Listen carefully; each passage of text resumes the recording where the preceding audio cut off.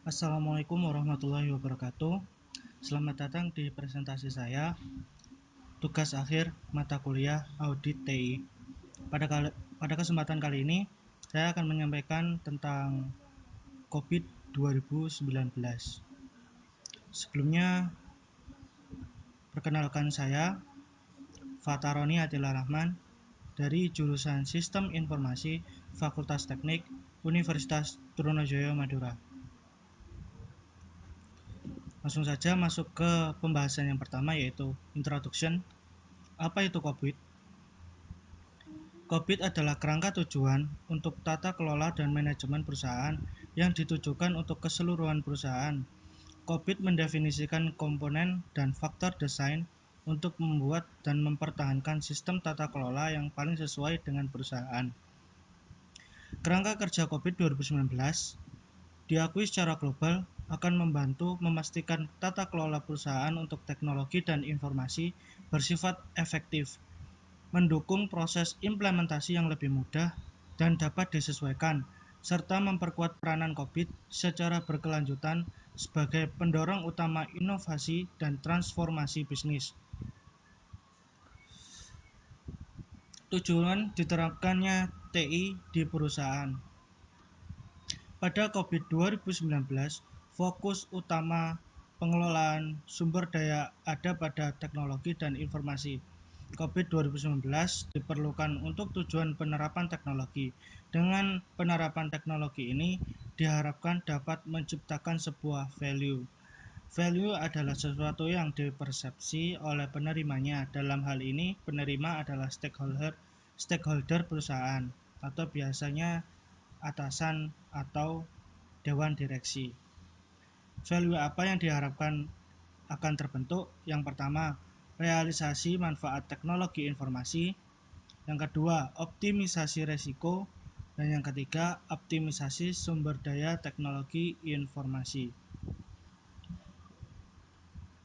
Prinsip COVID 2019. COVID menangani masalah tata kelola dengan mengelompokkan komponen tata kelola yang relevan ke dalam tujuan tata kelola dan manajemen yang dapat dikelola hingga tingkat kemampuan atau kematangan yang diperlukan. COVID 2019 dikembangkan berdasarkan dua prinsip, yaitu prinsip-prinsip yang berhubungan dengan persyaratan utama, sistem tata kelola untuk informasi dan teknologi perusahaan. Yang kedua, prinsip untuk kerangka kerja tata kelola yang dapat digunakan untuk membangun sistem tata kelola untuk perusahaan. Komponen governance. Komponen governance terdiri dari 7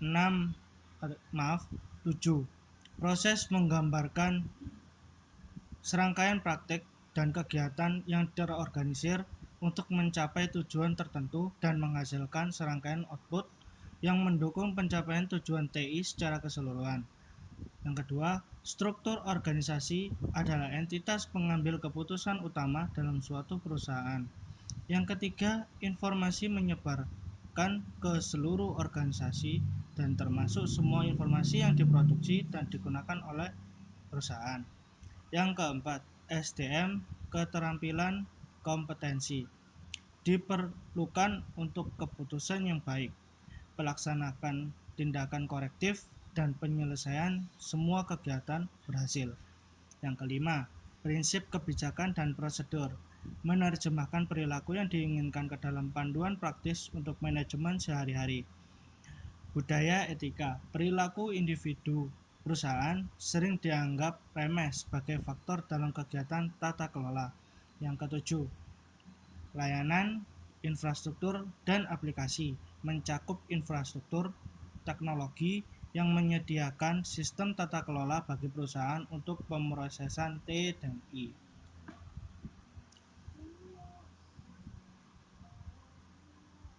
Prinsip kerangka kerja tata kelola COVID 2019.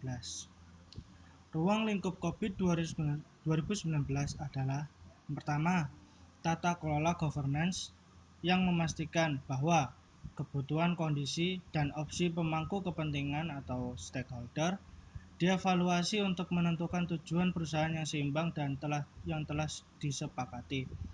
Arahan ditetapkan melalui penentuan prioritas dan pengambilan keputusan. Yang ketiga, kinerja dan kepatuhan dimonitor terhadap arah dan tujuan yang telah disepakati. Yang kedua, manajemen yang meliputi aktivitas, merencanakan, membangun, menjalankan, memantau kegiatan yang sejalan dengan arahan yang telah ditetapkan oleh Badan Tata Kelola untuk mencapai tujuan perusahaan. COVID Performance Management atau CPM. Performance Management adalah bagian penting dari sistem tata kelola dan manajemen. Manajemen kinerja menyatakan seberapa baik suatu sistem tata kelola dan manajemen serta semua komponen kerja suatu perusahaan dan bagaimana mereka dapat ditingkatkan untuk mencapai target yang diperlukan. COVID menggunakan istilah manajemen kinerja COVID atau CPM untuk menggambarkan kegiatan ini, dan konsep ini merupakan bagian integral dari kerangka kerja COVID. Prinsip-prinsip CPM antara lain yaitu: nomor 1, CPM harus sederhana untuk dipahami dan digunakan. Yang kedua, CPM harus konsisten dengan dan mendukung konseptual COVID. Yang ketiga, CPM harus memungkinkan manajemen kinerja semua jenis komponen sistem governance, harus memungkinkan untuk mengelola kinerja proses serta kinerja jenis komponen lainnya, misal struktur atau informasi organisasi jika pengguna ingin melakukannya. Yang keempat, CPM harus memberikan hasil yang handal, dapat diulang dan relevan. Yang kelima, CPM harus fleksibel sehingga dapat mendukung persyaratan berbagai organisasi dengan prioritas dan kebutuhan yang berbeda. Yang keenam, CPM harus mendukung berbagai jenis penilaian dari penilaian mandiri hingga penilaian frontal.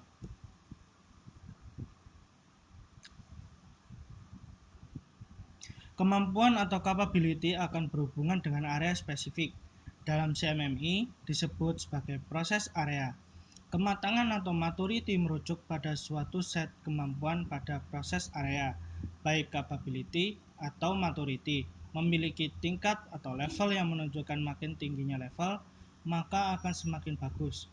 COVID 2019 mengadopsi CMMI versi 2, sehingga dalam penilaian suatu proses akan terdiri dari capability dan maturity. Komponen perusahaan akan komponen proses akan memiliki capability tertentu.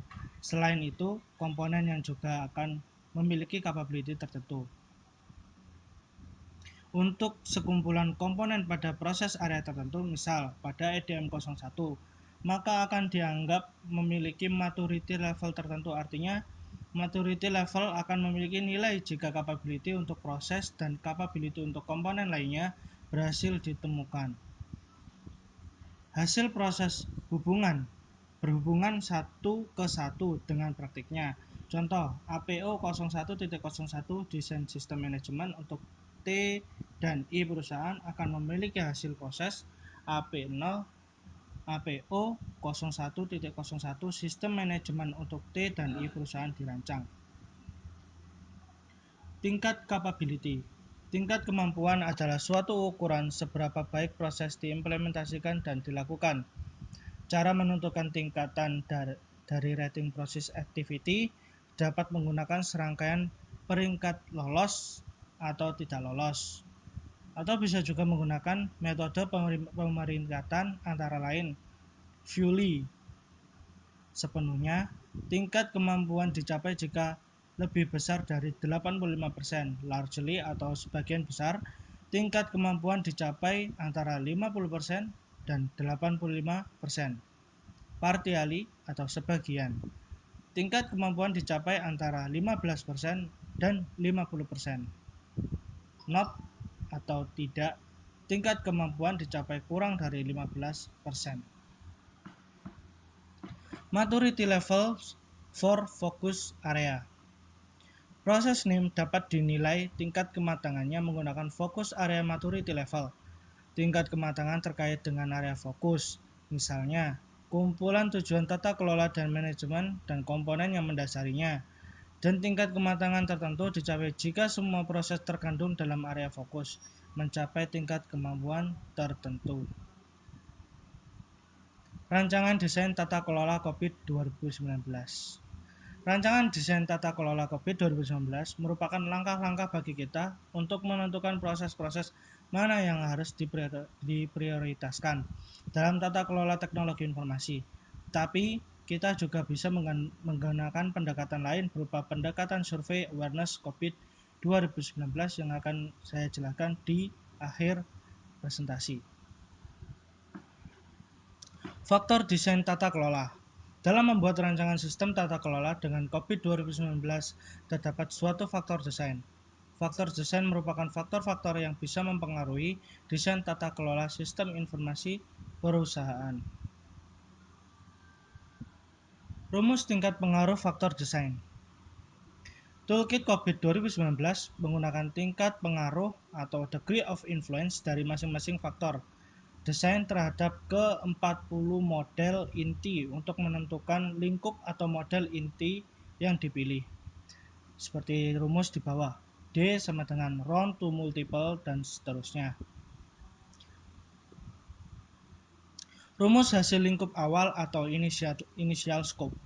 Masing-masing dengan faktor atau DF, desain faktor, tadi kemudian akan diresum dan menghasilkan initial scope.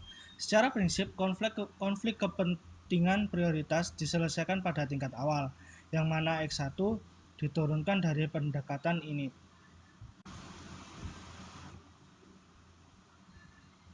Membuat kuesioner COVID 2019 menggunakan Google Form. Untuk memahami bagaimana proses survei dilakukan, dengan memanfaatkan Google Form, sebelumnya harus mengetahui bagaimana penilaian capability level dilakukan. Yang pertama, responden mengisi data diri dan akan lanjut ke bagian 1 capability level 1. Jika bagian 1 atau capability level 1 tercapai, maka akan lanjut ke bagian 2 capability level 2. Jika tidak, survei selesai. Di bagian 2 capability 2, apakah sudah tercapai? Jika iya, maka akan lanjut di bagian 3 capability level 3. Jika tidak tercapai, maka survei selesai. Dan selanjutnya. Tahapan ini disusun berdasarkan panduan COVID untuk proses EDM 01.